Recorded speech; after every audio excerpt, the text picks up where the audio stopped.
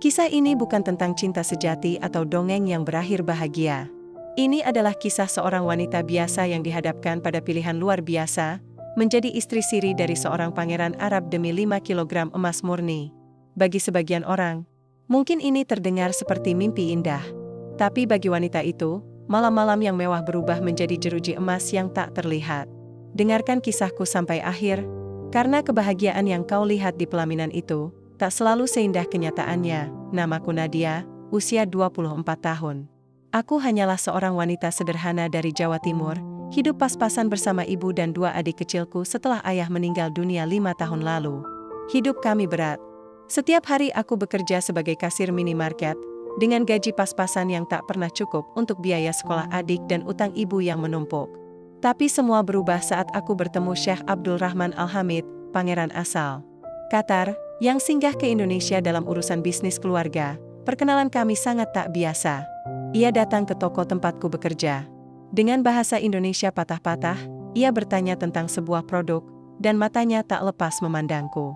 Aku merasa risih, tapi juga heran melihat seseorang berpakaian begitu mewah bisa masuk ke tempat sederhana seperti itu. Setelah itu, ia datang lagi, dan lagi. Sampai akhirnya, ia mengirim seseorang untuk mengantarku undangan makan malam di Hotel Bintang 5.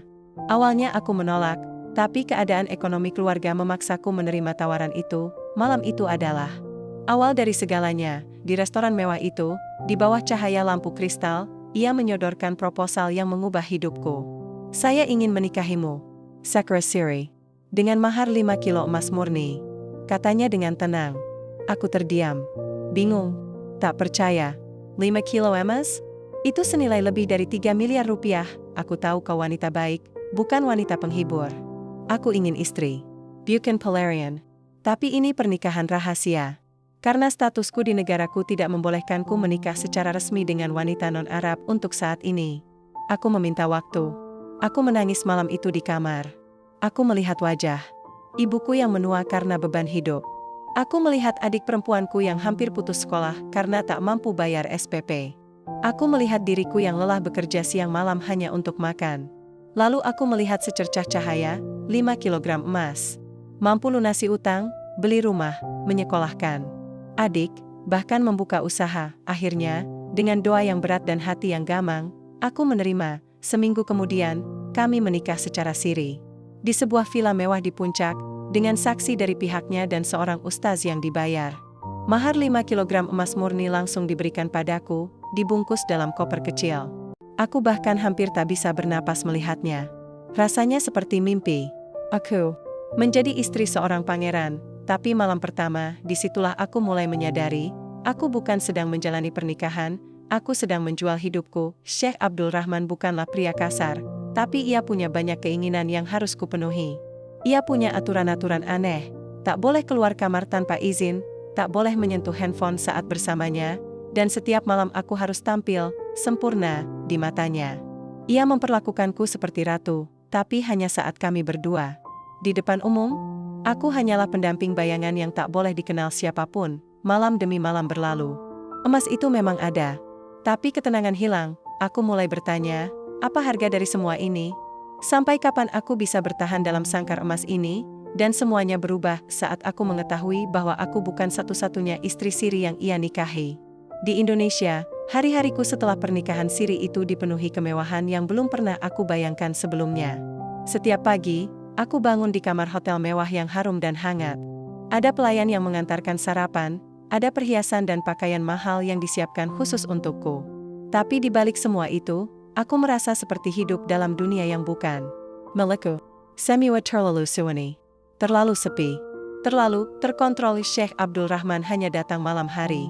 Ia tak pernah tinggal lama. Kadang hanya 2 malam dalam seminggu. Sisanya, aku dibiarkan sendiri. Awalnya aku merasa itu wajar, mengingat dia adalah pangeran, orang sibuk dengan urusan bisnis internasional. Tapi perasaan curiga mulai tumbuh saat suatu malam aku melihat ia menerima telepon sambil bicara dalam bahasa Arab. Nada suaranya lembut, seperti sedang berbicara dengan seseorang yang sangat ia sayangi. Ana ma'aki, habibti, la tadkili. Aku bersamamu, sayang, jangan khawatir. Aku pura-pura tak mengerti, tapi hatiku bergetar. Siapa yang ia panggil, habibti? Bukankah aku istrinya? Rasa penasaranku membuncah ketika pelayan hotel yang sering membawakan makananku, seorang wanita bernama Mbak Leni, akhirnya membuka mulut. Mbak Nadia, maaf sebelumnya. Tapi saya tahu ini pasti berat. Saya pernah melayani kamar nomor 1805. Dan di sana juga ada istri pangeran, bisiknya pelan, aku terpaku. Maksudmu? Dia juga orang Indonesia. Menikah siri seperti Mbak. Cantik, muda, dan tinggalnya juga di sini, di lantai ini. Darahku mendidih. Darahku sasak. Jadi, aku bukan satu-satunya. Malam itu, ketika Syekh kembali, aku beranikan diri bertanya. Dengan nada setenang mungkin, aku berkata, apakah aku istrimu satu-satunya? Ia diam cukup lama. Kemudian menjawab, singkat, kau istriku. Itu yang penting. Tapi bukan satu-satunya, desakku. Ia menarik napas panjang. Nadia, di negaraku, lelaki bol menikah lebih dari satu. Kau tahu itu. Aku tak pernah bohong padamu. Aku hanya tidak pernah menjelaskan. Karena aku tahu, kau akan menangis. Aku memang menangis malam itu. Tapi bukan karena fakta bahwa aku harus berbagi. Aku menangis karena semuanya mulai terasa seperti transaksi. Aku merasa seperti barang berharga yang disimpan dan dipakai sesuai waktu yang ia inginkan. Aku tak punya hak protes. Mahar itu seolah membungkam semua rasa kecewa yang ingin kuteriakan. Esoknya, aku mencoba menghubungi ibuku. Suaranya terdengar bahagia. Ia berkata, ibu sudah lunasi semua utang. Adikmu sekarang sekolah di pondok bagus. Kita bahkan punya rencana bangun rumah baru. Semua karena kamu, nak, karena keputusan besar yang kamu ambil. Aku hanya bisa menangis dalam diam. Ternyata keputusanku telah membuat keluargaku bahagia. Tapi mengorbankan bahagiaku sendiri. Seminggu kemudian, saat aku sedang di lorong hotel, aku tak sengaja melihat seorang wanita cantik bergaun merah keluar dari lift. Wajahnya Indonesia sekali. Auranya anggun. Tapi matanya seperti menyimpan kesedihan yang sama denganku. Kami saling berpandangan cukup lama, seolah sedang bercermin satu sama lain. Dia menghampiriku. Kamu, istri beliau juga ya? Kaku. Tak menjawab. Tapi air mata kami menjawab segalanya. Namanya Risa, 22 tahun, dari Bandung. Ia dinikahi Syekh 2 bulan sebelum aku. Mahar yang sama, perlakuan yang sama, dan luka yang sama. Kami akhirnya duduk berdua di kafe hotel. Bercerita panjang lebar. Ternyata, ada lebih dari 2 wanita seperti kami. Dan satu di antara mereka menghilang begitu saja. Tanpa kabar, tanpa jejak, Risa menatapku lekat. Nadia, kita ini hanya sementara. Saat Syekh bosan, kita akan dipulangkan. Semua emas, semua kemewahan tak bisa membeli kepastian. Kalimat itu menghantamku seperti petir. Malam itu, aku duduk memandangi tumpukan emas yang pernah membuatku merasa menjadi wanita paling beruntung. Tapi sekarang, aku merasa menjadi tawanan. Tawanan kesepakatan yang tak pernah benar-benar aku pahami sejak awal. Dan saat aku kembali ke kamar, aku menemukan koperku sudah dipindahkan ke kamar sebelah. Ada catatan kecil bertuliskan, kau akan tinggal bersama Risa mulai sekarang. Aku akan kembali minggu depan. Jangan coba-coba pergi. Kami selalu mengawasi. Tenggangku Jamatar. Harakuluru. Rupanya, inilah babak baru dalam pernikahan siri yang kubanggakan dulu. Aku menatap koper-koperku dengan tangan gemetar. Semuanya sudah dipindahkan tanpa seizinku. Aku tidak tahu siapa yang memindahkannya atau kapan. Tapi satu hal pasti, aku tidak lagi bebas bahkan di dalam ruangan sendiri. Di tempat yang katanya istana, aku justru merasa seperti tawanan. Semua terasa salah, namun semuanya sudah terlanjur. Risa menyambutku dengan pelukan kaku. Ia tampak seperti sudah pasrah. Mulai sekarang kita akan berbagi kamar. Katanya, kamu terlalu kesepian sendirian. Dan katanya, aku harus menemanimu agar tidak kabur. Ia tertawa sinis. Padahal kita berdua sama-sama tidak bisa kemana-mana. Ruang kamar itu mewah, 2 tempat tidur besar, televisi 80 inci, perhiasan mahal berjejer di meja rias. Tapi, tak ada yang bisa menghiburku. Aku mulai merasa bahwa 5 kilogram emas itu bukan mahar, melainkan bayaran atas kebisuanku. Kami dipantau. Entah melalui kamera tersembunyi, atau satpam hotel yang memang sudah dibeli. Malam-malam kami sunyi. Tapi, ada malam di mana Syekh datang, dan di malam itulah kami dipanggil bergantian. Seperti antrean, seperti giliran. Seolah-olah kami hanya bagian dari daftar kewajiban seorang pria kaya raya yang punya terlalu banyak waktu dan terlalu sedikit kasih sayang. Aku mulai kehilangan jati diriku. Satu malam, saat aku duduk di balkon, memandangi kota yang gemerlap. Di kejauhan, aku berkata pada Risa, kita harus pergi. Harus keluar dari ini semua. Dia menatapku lemah. Mau kemana, Nat? Paspor kita disita. HP disedap. Semua pelayan di sini ada di bawah kendali mereka. Kamu kira kita siapa? Istri. Resmi pun tidak. Hanya wanita yang disewa lewat akad. Kata-katanya menyakitkan, tapi benar. Tapi aku tidak bisa terus diam. Diam itu perlahan membunuhku dari dalam. Diam-diam aku mencoba menyusun rencana. Aku mulai menuliskan catatan di balik label baju, menitipkan surat pada resepsionis hotel saat Risa mengalihkan perhatian. Aku bahkan mencoba menghubungi sahabatku, Laila, menggunakan handphone pelayan yang aku pinjam saat ia ke kamar mandi. Hanya satu pesan yang kukirim, tolong cari aku. Hotel X lantai 18. Aku tidak baik-baik saja. Aku tidak tahu apakah pesan itu sampai atau tidak. Tapi keesokan harinya, hal yang tak kuduga terjadi. Risa tidak ada di kamar saat aku bangun. Tempat tidurnya kosong. Sepatunya masih ada, bajunya masih tergantung. Tapi dia hilang. Aku panik. Bertanya ke resepsionis, ke pelayan, bahkan ke petugas keamanan. Jawaban mereka sama, tidak tahu, Nona. Kami tak pernah melihat wanita bernama Risa hari ini. Aku hampir gila. Kemarin malam kami masih berbicara. Dia bahkan sempat bilang, kalau aku tiba-tiba tidak ada, jangan heran ya, Nat. Mungkin, waktuku sudah habis. Aku memaksa masuk ke ruang CCTV hotel, ditahan, didorong, bahkan hampir dipukul. Tapi tak seorang pun membiarkanku mencari. Seolah semuanya dikendalikan dari atas. Malam harinya, Sheikh datang. Dia duduk dengan tenang di sofa besar, seperti tak terjadi apa-apa. Aku berdiri dengan tubuh gemetar. Di mana Risa? Tanyaku tajam. Ia hanya tersenyum, lalu berkata, dia tidak kuat. Dia terlalu banyak bertanya. Padahal aku hanya ingin istri yang tenang seperti kamu. Darahku berdesir. Jadi kamu singkirkan dia? Teriakku. Ia berdiri, mendekat, dan menatap mataku lurus-lurus. Kau tidak akan pernah tahu apa yang terjadi. Dan kau tidak perlu tahu. Yang perlu kau tahu, kau akan tetap di sini. Sampai aku berkata cukup. Malam itu, aku merasa benar-benar hancur. Risa hilang. Aku sendirian. Dan aku mulai merasa bahwa satu-satunya jalan keluar dari semua ini bukan melalui pintu hotel, tapi melalui keajaiban dari langit. Aku sujud, menangis, berdoa dalam bahasa yang paling tulus dari hatiku.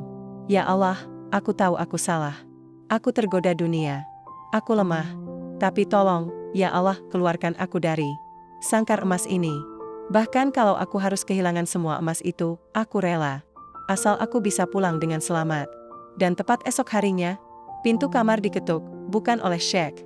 Bukan oleh pelayan tapi oleh seseorang yang tak pernah aku sangka akan datang menolongku, talk, ketukan itu pelan tapi menggentak jantungku.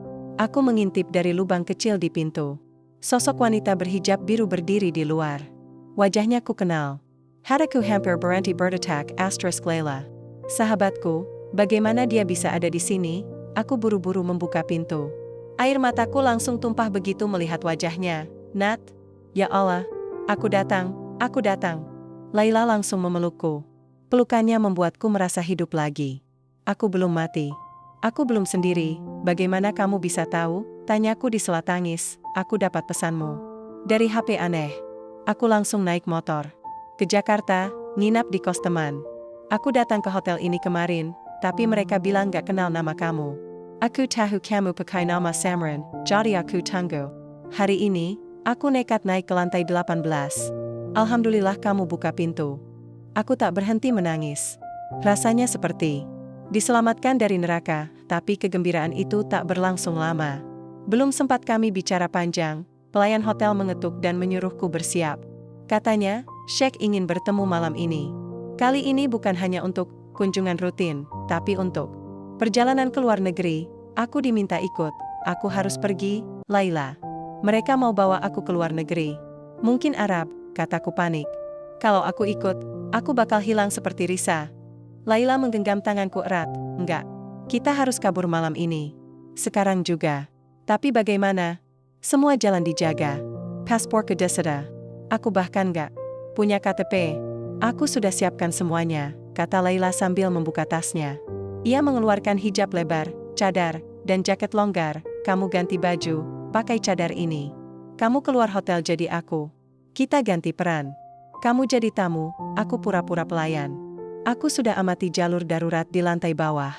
Kita kabur lewat sana. Kaku Jamatar. Tapi ini satu-satunya jalan. Setelah Isya, saat suasana hotel cukup lengang, kami mulai bergerak.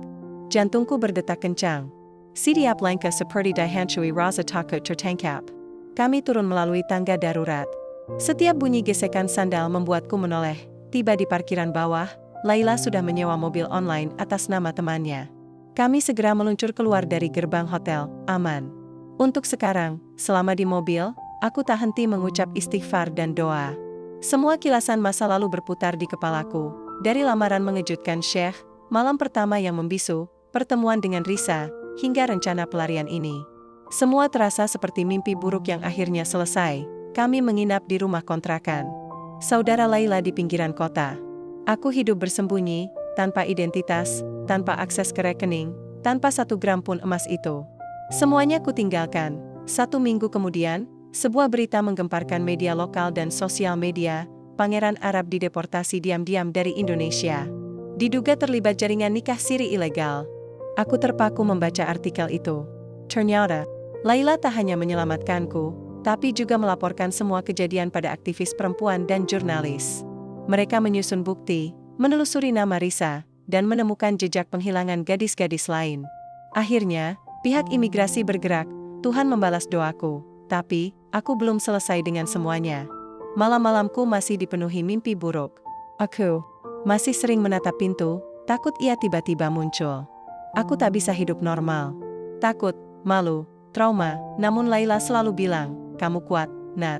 Kamu udah selamat dari jebakan paling berbahaya. Sekarang tinggal 1 langkah lagi. Langkah APA? Maafkan dirimu sendiri. Kata-kata itu membuatku terdiam lama, karena ternyata, yang paling sulit bukan melawan orang seperti Sheikh, tapi berdamai dengan diriku sendiri, dan saat aku mulai berani menghadapi kenyataan seseorang menghubungiku lewat nomor tak dikenal, suaranya asing, tapi apa yang ia katakan membuatku hampir menjatuhkan ponselku. Aku tahu kamu Nadia. Aku tahu kamu kabur.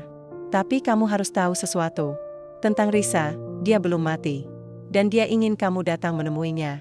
Suaranya pelan, namun menohok. Dia belum mati. Risa masih hidup. Tapi kamu harus datang sendirian. Aku terdiam. Napasku sesak. Pikiran bercampur ketakutan, harapan, dan kebingungan. Telepon itu seperti mengaduk semua luka lama yang belum sembuh. Siapa kamu? Tanyaku pelan. Aku temannya. Risa sekarang tinggal di tempat yang tidak bisa disebutkan. Tapi dia ingin kamu tahu, semuanya belum berakhir. Klik, telepon terputus. Aku mencoba menghubungi balik, tapi nomor itu langsung tidak aktif. Seolah hanya muncul untuk meninggalkan teka-teki, lalu menghilang seperti bayangan. Laila menyarankan agar aku tak menanggapinya. Itu bisa jadi jebakan. Bisa saja Sheikh dan orang-orangnya masih mencarimu. Jangan gegabah. Tapi hatiku tak bisa tenang. Risa, satu-satunya orang yang senasib denganku, yang dulu selalu berkata bahwa dia ingin bebas, apakah dia sungguh masih hidup? Aku tak bisa tidur malam itu. Akhirnya, keesokan harinya aku memutuskan mencari tahu.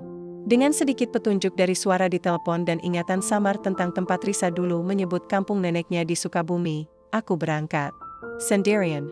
Naik bus kecil, menyamar sebagai perempuan desa biasa, membawa tas lusuh dan berpura-pura. Sebagai guru honorer, perjalanan panjang itu membuatku sadar satu hal. Aku tidak lagi peduli soal emas, status, atau masa lalu. Aku hanya ingin satu, kebenaran. Setibanya di sebuah desa terpencil di lereng gunung, aku mendatangi rumah kecil yang disebutkan dalam petunjuk.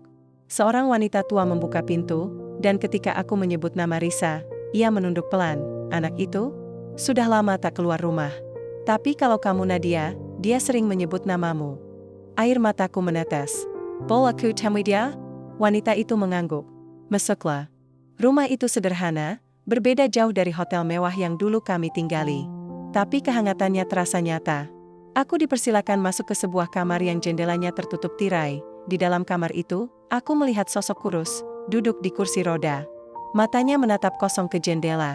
Wajahnya pucat, tapi aku mengenal senyuman itu. Risa, bisikku, dia. Manly. Air matanya mengalir. Nadia, kamu datang. Aku memeluknya erat, menangis tanpa kata. Kami tak butuh banyak penjelasan, karena luka kami sama. Setelah cukup tenang, Risa mulai bercerita. Ternyata malam ia menghilang dari kamar hotel, bukan karena ia dilenyapkan, tapi karena ia melarikan diri lebih dulu dariku. Ia mencoba kabur melalui lift service dan berpura-pura pingsan agar dikirim ke rumah sakit. Namun di tengah pelarian itu, ia tertabrak mobil saat menyeberang. Luka parah membuatnya lumpuh sebagian. Setelah itu, aku tak bisa kemana-mana. Aku dirawat oleh orang-orang yang kasihan padaku. Tapi aku sembunyikan identitasku. Aku takut kalau Sheikh tahu aku masih hidup, katanya lirih. Aku menggenggam tangannya erat. Risa, kamu selamat. Kamu hebat. Kamu jauh lebih kuat dari yang kamu kira. Tapi yang membuatku terkejut adalah bagian berikutnya. Nadia, kamu harus tahu sesuatu. Sheikh itu bukan pangeran asli. Nama aslinya bukan Abdul Rahman. Dia hanya pebisnis kaya yang memakai identitas palsu.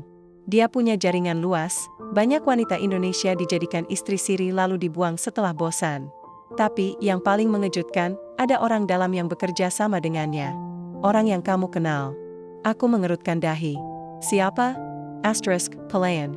Hotel yang dulu dekat dengan kita. Mbak Leni. Dia yang merekrut gadis-gadis cantik, lalu berpura-pura jadi korban juga kalau ada masalah. Darahku berdesir. Aku teringat betapa lembut dan perhatian Mbak Leni padaku waktu itu. Tapi ternyata, dia adalah bagian dari semuanya. Risa memelukku erat. Nadia, kamu harus bicara. Kamu harus bersuara. Jangan diam. Banyak gadis lain yang bisa jadi korban. Kamu sudah selamat, kamu punya kekuatan. Malam itu, aku memutuskan. Aku tidak akan diam lagi, aku akan pulang.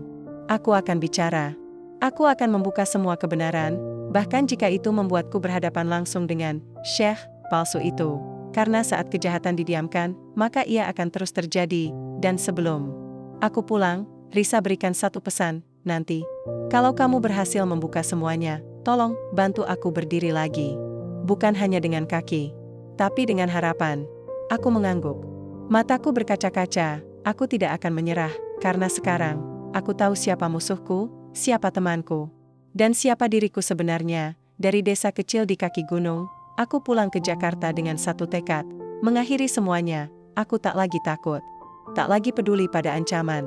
Aku sudah terlalu lama menjadi korban, terlalu lama menyimpan luka, dan terlalu lama membiarkan pelaku tertawa puas di balik topeng pangeran. Dengan bantuan Laila dan organisasi perlindungan perempuan, aku mulai menyusun laporan. Semua data kukumpulkan, foto-foto mahar emas, bukti transfer uang, rekaman suara Sheikh, hingga kisah Risa yang lumpuh. Tak ketinggalan, nama-nama wanita lain yang pernah menjadi istri sementara sang Sheikh. Dalam seminggu, semua bukti lengkap. Hari penyerahan laporan itu seperti mimpi. Aku datang ke kantor hukum dengan pakaian sederhana, tapi hatiku penuh keberanian. Di sana sudah menunggu 2 orang wartawan nasional dan 1 aktivis yang pernah membongkar kasus human trafficking. Kalau kamu siap bersuara, Nat, kami akan pastikan dunia mendengarnya, kata seorang jurnalis wanita yang menggenggam tanganku. 2 hari kemudian, berita itu viral. Pengeras suara umum, wanita muda bongkar sindikat nikah siri internasional berkedok Pangeran Arab. Pengeras suara umum, 5 kilogram emas untuk setiap gadis. Modus baru eksploitasi perempuan Indonesia. Pengeras suara umum, korban kabur, pelaku diburu. Siapa sebenarnya Sheikh Abdul Rahman? Nama aslinya pun terbongkar. Muammar Said Al-Hafid, seorang pebisnis kelahiran Timur Tengah yang sempat tinggal lama di Indonesia.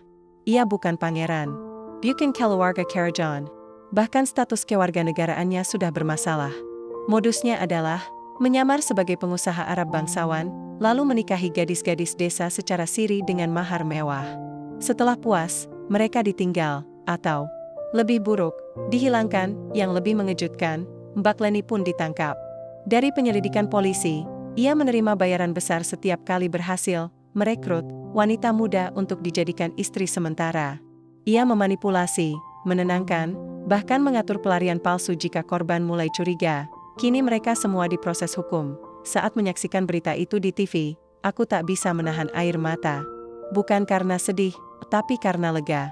Untuk pertama kalinya, Aku merasa bebas. Beberapa bulan berlalu, aku mulai menata hidup. Hidup sederhana, tapi tenang. Tak ada lagi emas, tak ada lagi koper mewah, tak ada lagi pesta di hotel bintang 5. Tapi kini, aku punya sesuatu yang jauh lebih berharga, harga diri, dan hari itu pun datang. Aku kembali ke desa tempat Risa tinggal. Tapi kali ini bukan untuk menangis, melainkan membawa kejutan kecil. Risa, kamu masih ingat harapan kamu waktu itu? Ia tersenyum kecil. Untuk berdiri lagi, aku mengangguk. Lembaga kemanusiaan itu, mereka siap bantu rehabilitasi medismu. Aku daftarkan kamu. Dan, mereka juga ingin kamu jadi narasumber seminar nasional. Untuk bicara, untuk bersuara. Matanya berkaca-kaca. Ia memelukku erat. Terima kasih, Nad. Aku nggak akan lupa. Kamu datang saat semua orang pergi. Aku tersenyum. Kita sama-sama korban. Tapi sekarang, kita sama-sama penyintas. Dan begitulah kisahku. Dulu aku bangga dengan emas 5 kilo. Kini, aku lebih bangga menjadi wanita yang berani mengatakan tidak saat dunia membungkam. Jika kamu membaca ini, dan merasa kisahmu mirip denganku, ingatlah tak ada mahar, semewah apapun, yang sepadan dengan kehormatanmu, jangan pernah biarkan dunia membungkam air matamu. Karena kebenaran, sekecil apapun, selalu layak diperjuangkan.